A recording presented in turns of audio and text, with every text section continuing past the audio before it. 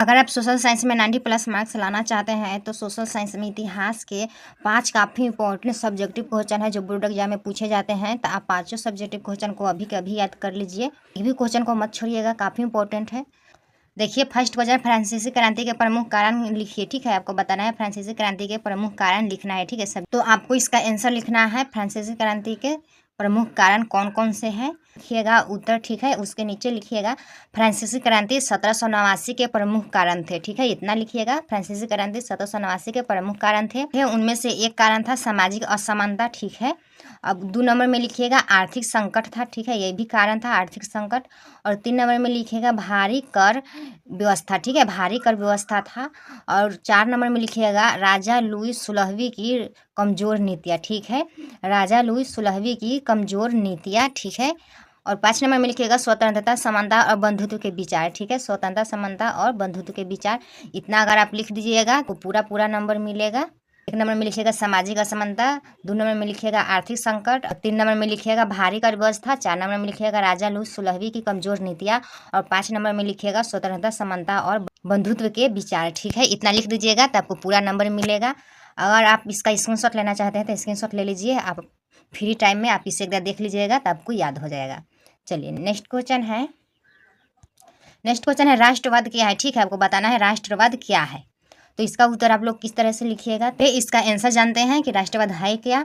तो उत्तर में लिखिएगा, उत्तर ऊपर लिख दीजिएगा, उसके नीचे से एक लाइन छोड़ कर लिखिएगा राष्ट्रवाद वह भावना है जिसमें लोग अपने देश के प्रति प्रेम, एकता और निष्ठा रखते हैं। ठीक है, आपको लिखना है राष्ट्रवाद वह भावना है जिसमें लोग अपने देश के प्रति प्रेम, एकता और निष्ठा रखते हैं। ठीक है, तथा देश के विकास और स्वतंत्रता के लिए कार्य करते हैं बस इतना ही आपको लिखना है। तो चलिए शॉर्ट में देखते हैं राष्ट्रवाद क्या है। तो लिखिएगा राष्ट्रवाद वह भावना है जिसमें लोग अपने देश के प्रति प्रेम, एकता और निष्ठा रखते हैं तथा देश के विकास और स्वतंत्रता के लिए कार्य करते हैं। ठीक है, अगर आप इतना लिख दीजिएगा तो पूरा नंबर आपको मिल जाएगा। आप इस भी क्वेश्चन का स्क्रीनशॉट ले लीजिए, आप फ्री टाइम में इसे देख लीजिएगा। देखिए नेक्स्ट क्वेश्चन, वीडियो में बने रहिएगा क्योंकि लास्ट में इसी 5 क्वेश्चन से हम ऑब्जेक्टिव क्वेश्चन को भी देखेंगे, तो उससे भी आप जरूर कीजिएगा। तो देखिए 3 नंबर क्वेश्चन क्या है, औद्योगिकरण से समाज में क्या परिवर्तन हुए। ठीक है, आपको बताना है औद्योगिकरण से समाज में क्या परिवर्तन हुए। तो चलिए इसका आंसर देखिए। इसका आंसर होगा कारखानों की स्थापना हुई। ठीक है, उत्पादन में वृद्धि हुई, लोगों को रोजगार मिला, शहरीकरण बढ़ा, और लिखिएगा परिवहन और व्यापार का विकास हुआ। ठीक है, यही 5 लाइन लिख दीजिएगा तब आपको पूरा नंबर मिलेगा। क्या लिखना है, कारखानों की स्थापना हुई, 2 नंबर में लिखिएगा उत्पादन में वृद्धि हुई, 3 नंबर में लिखिएगा लोगों को रोजगार मिला, 4 नंबर में लिखिएगा शहरीकरण बढ़ा, और 5 नंबर में लिखिएगा परिवहन और व्यापार का विकास हुआ। ठीक है, इतना ही लिखिएगा। आप इसी भी क्वेश्चन का स्क्रीनशॉट ले लीजिए। देखिए नेक्स्ट क्वेश्चन, भारत में राष्ट्रवाद के विकास का वर्णन कीजिए। ठीक है, आपको बताना है भारत में राष्ट्रवाद के विकास का वर्णन कीजिए। तो चलिए इसका आंसर देखिए। तो इसका आंसर लिखिएगा भारत में राष्ट्रवाद का विकास अंग्रेजों की नीतियों, स्वतंत्रता आंदोलनों, कांग्रेस की स्थापना और महात्मा गांधी के नेतृत्व के कारण हुआ। ठीक है, इससे लोगों में राष्ट्रीय एकता बढ़ी। ठीक है, आपको लिखना है भारत में राष्ट्रवाद का विकास अंग्रेजों की नीतियों, स्वतंत्रता आंदोलनों, कांग्रेसों की स्थापना और महात्मा गांधी के नेतृत्व के कारण हुआ, इससे लोगों में राष्ट्रीय एकता बढ़ी। ठीक है, आपको इतना ही लिखिएगा, ज़्यादा लिखने की ज़रूरत नहीं है, इतना ही काफ़ी है। स्क्रीनशॉट ले लीजिए। चलिए नेक्स्ट क्वेश्चन है, असहयोग आंदोलन क्या था। ठीक है, आपको बताना है असहयोग आंदोलन क्या था। तो इसका आंसर लिखिएगा असहयोग आंदोलन 1920 में महात्मा गांधी द्वारा शुरू किया गया आंदोलन था। ठीक है, इसका उद्देश्य अंग्रेजी शासन का विरोध करना और स्वतंत्रता प्राप्त करना था। ठीक है, लिखिएगा असहयोग आंदोलन 1920 में महात्मा गांधी द्वारा शुरू किया गया आंदोलन था।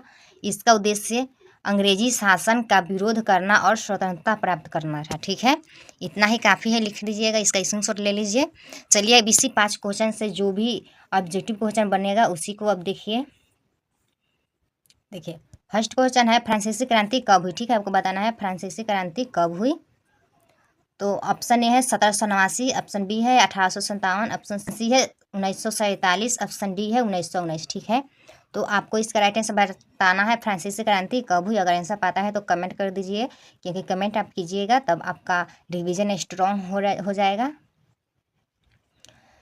तो इसका राइट आंसर हो जाएगा 1789 में फ्रांसीसी क्रांति हुई, यानी ए ऑप्शन सही हो जाएगा। और 1919 में जलियांवाला बाग हत्याकांड हुआ था, तो इसे भी याद रखिएगा। देखिए नेक्स्ट क्वेश्चन है फ्रांसीसी क्रांति किस देश में हुई। ठीक है, आपको बताना है फ्रांसीसी क्रांति किस देश में हुई। ऑप्शन ए है भारत, ऑप्शन बी है फ्रांस, ऑप्शन सी है जर्मनी, ऑप्शन डी है रूस। ठीक है, तो आपको बताना है फ्रांसीसी क्रांति किस देश में हुआ। आंसर पता है तो जल्दी से कमेंट कीजिए।